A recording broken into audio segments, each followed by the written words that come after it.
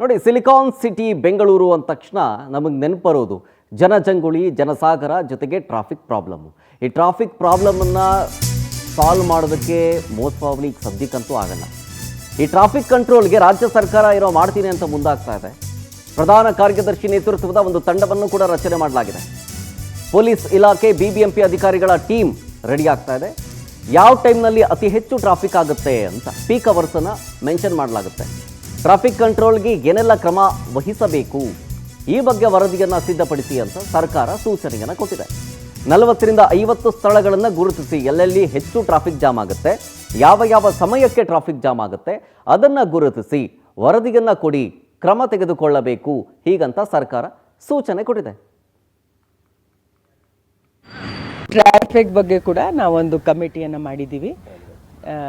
ರಾಜ್ಯ ಮಟ್ಟದಲ್ಲಿ ನಾನು DG ಮತ್ತು BBMP ಮತ್ತು ಅರ್ಬನ್ ಡೆವಲಪ್ಮೆಂಟ್ ಸೆಕ್ರೆಟರಿ ಎಲ್ಲ ಸೇರಿ, ಮತ್ತು ಪ್ರತಿ ವಾರ ನಮ್ಮ DCP ಕಾರ್ತಿಕ್ ರೆಡ್ಡಿ ಹೊಸೊಬ್ಬರು ಬಂದಿದ್ದಾರೆ, ಜೊತೆಗೆ BBMP ಇಂಜಿನಿಯರು, ಆಮೇಲೆ ಬೆಸ್ಕಾಮು ಅವರೆಲ್ಲ ಸೇರಿ ಒಂದು ತಂಡ ಮಾಡಿದ್ದೀವಿ. ಅದು 30-40 ಸ್ಪಾಟ್ಸ್ ಇದ್ದಾವೆ ಎಲ್ಲಿ ಜಾಸ್ತಿ ದಟ್ಟಣೆಗಳು ಆಗ್ತಾ ಇದೆ. ಅದನ್ನು ಯಾವ ರೀತಿ ಸಣ್ಣ ಒಂದು ಪಾರ್ಕಿಂಗ್ ಇಶ್ಯೂ ಇರಬಹುದು, ಎನ್ಕ್ರೋಚ್ಮೆಂಟ್ ಇಶ್ಯೂ ಇರಬಹುದು, ಸಣ್ಣ ಗಾರ್ಬೇಜ್ ಇಶ್ಯೂ ಇರಬಹುದು, ಸಣ್ಣ ಇಶ್ಯೂಸು ಅದನ್ನು ಅವ್ರ ಮಟ್ಟಿಗೆ ಬಗೆಹರಿಸಿ, ದೊಡ್ಡ ಇಶ್ಯೂಸ್ ಇದ್ದರೆ ಅದು ನಮ್ಮ ರಾಜ್ಯ ಮಟ್ಟದ ಕಮಿಟಿಗೆ ತರಬೇಕು. ಆಮೇಲೆ ನಾವು DCM ಅವರು ಮತ್ತು CM ಅವ್ರ ಗಮನಕ್ಕೂ ತಂದು ಈ ದಟ್ಟಣೆಯನ್ನು ನಾವೆಲ್ಲರ ಸಹಕಾರದಿಂದ ಬಗೆಹರಿಸೋಣ ಅಂತ ಹೊರಟಿದ್ದೀವಿ.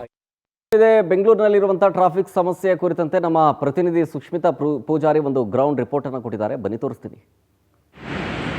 ಬೆಂಗಳೂರು ಅಂದ ತಕ್ಷಣ ಫಸ್ಟ್ ಎಲ್ಲರಿಗೂ ಕೂಡ ನೆನಪಾಗುವಂತದ್ದು ಬೆಂಗಳೂರಿನಲ್ಲಿರುವಂತಹ ಟ್ರಾಫಿಕ್. ಮುಂಬೈ, ಡೆಲ್ಲಿಗೆ ಕಂಪೇರ್ ಮಾಡಿದ್ರೆ ಬೆಂಗಳೂರಲ್ಲಿ ಅತಿ ಹೆಚ್ಚಿನ ಟ್ರಾಫಿಕ್ ಇದೆ ಅಂತ ಹೇಳಿ ಪ್ರತಿನಿತ್ಯವೂ ಕೂಡ ಜನರು ಒಂದಲ್ಲ ಒಂದು ಕಂಪ್ಲೇಂಟ್ಸ್ ಗಳನ್ನ ಮಾಡ್ತಾನೆ ಇರ್ತಾರೆ. ಸದ್ಯ ನಾನು ಇವಾಗ ಗೊರಗುಂಟೆಪಾಳ್ಯದಲ್ಲಿ ಇದ್ದೀನಿ. ಇಲ್ಲೂ ಕೂಡ ನೀವು ಗಮನಿಸಬಹುದು, ಸಾಕಷ್ಟು ರೀತಿಯಲ್ಲಿ ಟ್ರಾಫಿಕ್ ಜಾಮ್ ಉಂಟಾಗುವಂತಹ ಮೇನ್ ಜಂಕ್ಷನ್ ಅಂದ್ರೂ ಕೂಡ ತಪ್ಪಾಗೋದಿಲ್ಲ. ಈ ರೀತಿಯಲ್ಲಿ ಕೇವಲ ಗೊರಗುಂಟೆಪಾಳ್ಯ ಅಷ್ಟೇ ಅಲ್ಲ, ಮೈಸೂರು ಬ್ಯಾಂಕ್ ಸರ್ಕಲ್ ಆಗಿರಬಹುದು, ಸಿಲ್ಕ್ ಬೋರ್ಡ್ ಜಂಕ್ಷನ್ ಆಗಿರಬಹುದು, KR ಪುರಂ ಆಗಿರ್ಬಹುದು, ಈ ರೀತಿ ಎಲ್ಲಾ ಭಾಗದಲ್ಲೂ ಕೂಡ ಬೆಂಗಳೂರಿನ ಯಾವುದೇ ಒಂದು ರಸ್ತೆಗೆ ಹೋದ್ರೂ ಕೂಡ ಅಲ್ಲಿ ಕಾಣಿಸೋದು ಬರೀ ವಾಹನಗಳ ಓಡಾಟ. ಈ ಒಂದು ವಾಹನಗಳ ಓಡಾಟದಿಂದ ಅತಿ ಹೆಚ್ಚಿನ ಟ್ರಾಫಿಕ್ ಜಾಮ್ ಆಗುತ್ತೆ. ಅದರಲ್ಲೂ ಕೂಡ ಪ್ರಮುಖವಾಗಿ ಏನು ಕೆಲಸಕ್ಕೆ ಹೋಗುವಂತಹ ಪೀಕ್ ಅವರ್ಸ್ ಏನಿರುತ್ತೆ, 9 ಗಂಟೆಯಿಂದ 10 ಗಂಟೆ ಆಗಿರ್ಬೋದು, 8 ಗಂಟೆ ಆಗಿರ್ಬೋದು, ಈ ರೀತಿಯಲ್ಲಿ ಪೀಕ್ ಅವರ್ಸ್ ಗಳಲ್ಲೂ ಕೂಡ ಅತಿ ಹೆಚ್ಚಿನ ಟ್ರಾಫಿಕ್ ಜಾಮ್ ಆಗುತ್ತೆ.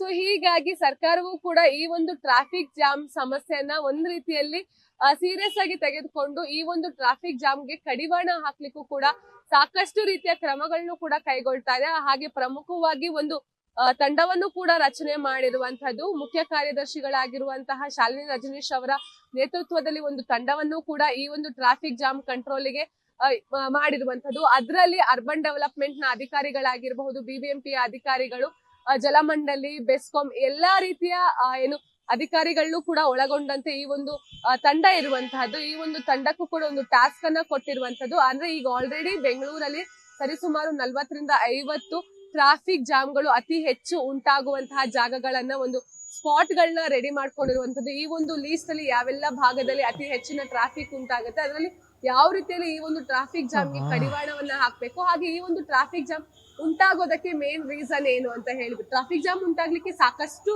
ಕಾರಣಗಳಿದೆ. ಒಂದು ಕಡೆ ಪ್ರತಿನಿತ್ಯವೂ ಕೂಡ ಸಾವಿರಾರು ವೆಹಿಕಲ್ಸ್ ಗಳು ರಿಜಿಸ್ಟ್ರೇಷನ್ಸ್ ಆಗತ್ತೆ, ಪ್ರತಿನಿತ್ಯವೂ ಕೂಡ ಹೊಸ ಗಾಡಿಗಳು ರಸ್ತೆಗೆ ಬಂದಿಳಿಯುತ್ತೆ. ಇದ್ರ ಜೊತೆಗೆ ಪ್ರಮುಖವಾಗಿ ಈ ರೀತಿಯ ಆಂಬ್ಯುಲೆನ್ಸ್ ಗಳು ಬಂದಂತಹ ಸಂದರ್ಭದಲ್ಲಿ ಎಲ್ಲೂ ಕೂಡ ಮೂವ್ ಆಗ್ಲಿಕ್ಕೆ ಒಂದು ಸಮಯವೂ ಕೂಡ ಇರೋದಿಲ್ಲ. ಯಾಕಂತ ಹೇಳಿದ್ರೆ ಎಲ್ಲಾ ಕಡೆಯಲ್ಲೂ ಕೂಡ ಬ್ಲಾಕ್ ಆಗಿರುತ್ತೆ.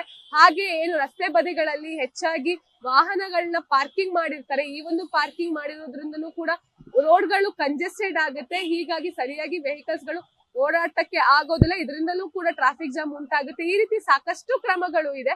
ಸೊ ಹೀಗಾಗಿ ಸರ್ಕಾರವೂ ಕೂಡ ಇದನ್ನ ಮನಗಂಡು, ಅಂದ್ರೆ ಈ ರೀತಿಯಲ್ಲಿ ಸಣ್ಣ ಪುಟ್ಟ ಜಾಗದಲ್ಲಿ ಎಲ್ಲೆಲ್ಲಿ ಟ್ರಾಫಿಕ್ ಜಾಮ್ ಉಂಟಾಗುತ್ತೆ ಆ ಒಂದು ಜಾಗದಲ್ಲಿ ಆ ವಲಯ ಅಧಿಕಾರಿಗಳು ಇದಕ್ಕೆ ಒಂದು ಕ್ರಮವನ್ನ ವಹಿಸಿ, ಒಂದು ವೇಳೆ ಇವಾಗ ಸಿಲ್ಕ್ ಬೋರ್ಡ್ ಆಗಿರ್ಬೋದು, KR ಪುರಂ ಆಗಿರ್ಬೋದು, ಈ ಎಲ್ಲ ಭಾಗದಲ್ಲೂ ಕೂಡ ಅತಿ ಹೆಚ್ಚಿನ ಟ್ರಾಫಿಕ್ ಜಾಮ್ ಉಂಟಾಗುತ್ತೆ. ಎಲ್ಲೆಲ್ಲಿ ಅತಿ ಹೆಚ್ಚಿನ ಟ್ರಾಫಿಕ್ ಜಾಮ್ ಉಂಟಾಗುತ್ತೆ ಆ ಒಂದು ಜಾಗದ ವರದಿಯನ್ನ ಸರ್ಕಾರಕ್ಕೆ ಸಲ್ಲಿಸಿ ಅಂತ ಹೇಳಿ ಕೂಡ ತಿಳಿಸಿರುವಂತದ್ದು. ಆದಷ್ಟು ಬೇಗ ಬೆಂಗಳೂರಲ್ಲಿ ಟ್ರಾಫಿಕ್ ಜಾಮ್ಗೆ ಕಡಿವಾಣವನ್ನ ಹಾಕಿದ್ರೆ ಜನರು ಸರಿಯಾದ ಸಮಯದಲ್ಲಿ ತಮ್ಮ ಕೆಲಸಗಳು ಏನಿದೆ ಆ ಎಲ್ಲ ಕೆಲಸಗಳನ್ನು ಕೂಡ ಮುಗಿಸ್ಲಿಕ್ಕೆ ಸಹಾಯ ಆಗುತ್ತೆ. ಹೀಗಾಗಿ ಸರ್ಕಾರ ಆದಷ್ಟು ಬೇಗ ಇದ್ರ ಬಗ್ಗೆ ಒಂದು ಕ್ರಮವನ್ನ ವಹಿಸಿ ಈ ಒಂದು ಟ್ರಾಫಿಕ್ ಜಾಮ್ ನ ಕಂಟ್ರೋಲ್ ಮಾಡಕ್ಕೆ ಯಾವೆಲ್ಲ ಕ್ರಮಗಳನ್ನ ಕೈಗೊಳ್ಬಹುದು ಅನ್ನೋದನ್ನ ಒಂದು ಸುತ್ತಿನಲ್ಲಿ ಟ್ರಾಫಿಕ್ ಎಕ್ಸ್ಪರ್ಟ್ ಗಳ ಜೊತೆನೂ ಕೂಡ ಚರ್ಚೆ ನಡೆಸಿ ಒಂದು ಕ್ರಮಗಳನ್ನ ಜಾರಿಗೊಳಿಸಬೇಕಾಗತ್ತೆ. ಕ್ಯಾಮ್ರಾ ಪರ್ಸನ್ ರವಿ ಜೊತೆ ಸುಷ್ಮಿತಾ ಪೂಜಾರಿ, ಪವರ್ ಟಿವಿ, ಬೆಂಗಳೂರು.